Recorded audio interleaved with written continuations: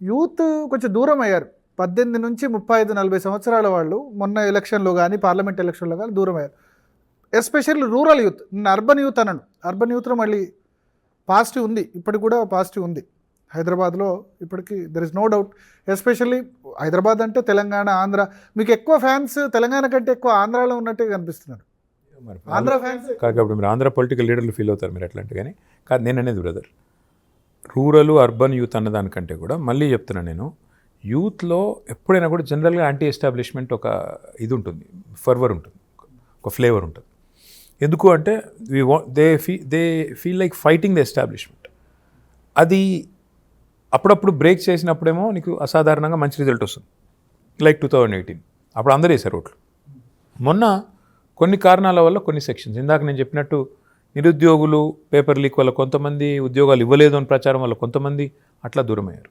అట్లాగే కొంతమంది మతం అనే ఒక ఫ్లేవర్లో కొంతమంది రకరకాల. రెండోది ఉద్యోగులు, వాళ్ళకి 73% జీతాలు పెంచినా మాకు ఫస్ట్ తారీఖు రాలేదు అనే దానిలో అక్కడే ఇరుక్కొని పోయారు.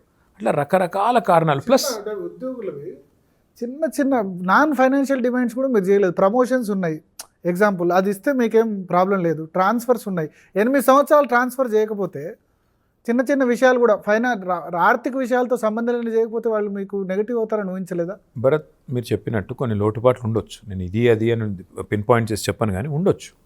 అందులో నేను చెప్పింది ఒకటి బ్రాడ్గా చెప్పి, రేవంత్ రెడ్డి రాగానే ప్రమోషన్స్ ఇచ్చారు, ట్రాన్స్ఫర్ చేశారు టీచర్స్ అందరినీ, రిక్రూట్మెంట్ ఫాస్ట్ చేశారు. డిఎస్సి 3 నెలల్లో 4 నెలల్లో డిఎస్సి ఇచ్చేశారు, గ్రూప్ 1 రిజల్ట్స్ ఇచ్చేశారు. మీ సమయంలో సంవత్సరాల తరబడి జరిగింది ఏం దానివల్ల. ఇప్పుడు బ్రదర్ అల్టిమేట్గా మనం చూడాల్సిన కొన్ని as a chief minister or as a minister, అప్పటికి ఇప్పటికి డ్రాప్ అవుట్ పర్సంటేజ్ ఏమైనా మారిందా? గవర్నమెంట్ స్కూళ్ళలో ఎన్రోల్మెంట్ ఏమైనా పెరిగిందా? స్కూళ్ళు మూతపడడం ఆగిందా? కొంతమంది ఉద్యోగులది కాదు సమస్య. అల్టిమేట్గా నువ్వు చూడాల్సింది అది అవుట్కమ్ ఏంటి. నువ్వు చేసిన పని చేసినావు సరే, అవుట్కమ్ ఏంది? పిల్లల డ్రాప్ అవుట్ పెరిగిందా తగ్గిందా? పిల్లల ఎన్రోల్మెంట్ పెరిగిందా గవర్నమెంట్ స్కూళ్ళలో తగ్గిందా? స్కూళ్ళు మూతపడు ఆగిందా? ఆడికెళ్ళి రిజల్ట్ మంచిగా వస్తుందా? గది చూడాలి. కానీ ఈ సర్వీసు ఆ ప్రమోషన్ 1 year 2 years కాదు భరత్ గారు, నేను చెప్పేది అదే మీకు. వ్యక్తిగతమైన విషయాలు కాదు. ఒక ప్రభుత్వం చూడాల్సిన పని ఏంటంటే అల్టిమేట్ అవుట్కమ్స్ ఏంటి. 5 ఏళ్ల తర్వాత మాట్లాడదాం, ఇప్పుడే తొందర ఏం లేదు మాకు కూడా. 5 ఏళ్ల తర్వాత యూత్ మళ్ళీ రూరల్ యూత్ మీ వైపు వస్తారని నమ్మకం ఉందా? 1000% అల్టిమేట్గా. ఎందుకంటే మీరు చూడాలి, కాంగ్రెస్ వాళ్ళతో బీజేపీ ఉంది మళ్ళీ అవతల రెడీ. అదే చెప్తున్నా, 1000% అని ఎందుకంటున్నా అంటే, ఒకసారి దెబ్బతిన్న ప్రాణం, మోసపోయిన ప్రాణం.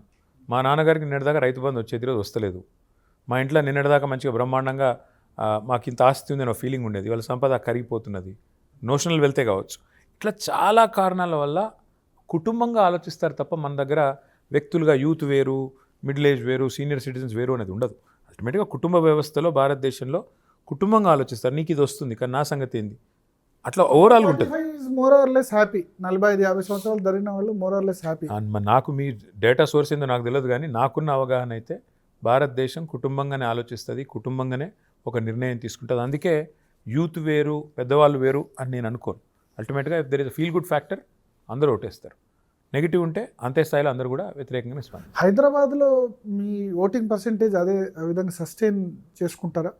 చేసుకునే అవకాశం ఉందా? మేమైతే మా ప్రయత్నం ఏం చేస్తాము, చూద్దాం. ఎందుకంటే మేము కొన్ని అరుదైన రికార్డులు సృష్టించాం. హైదరాబాద్లో 2015లో మేము జిహెచ్ఎంసీ స్వీప్ చేసాం 99 సీట్స్తో.